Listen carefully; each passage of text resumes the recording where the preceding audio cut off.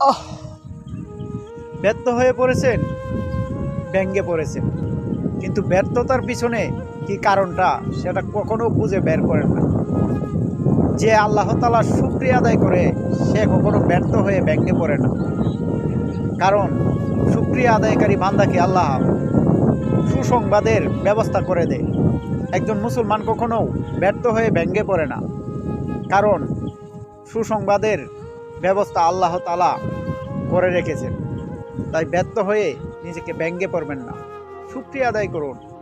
কারণ আপনি যখন সফলতা পেয়েছেন তখন তো আপনি ব্যঙ্গে পড়েন নাই, তখনও তো শুকরিয়া আদায় করেন নাই।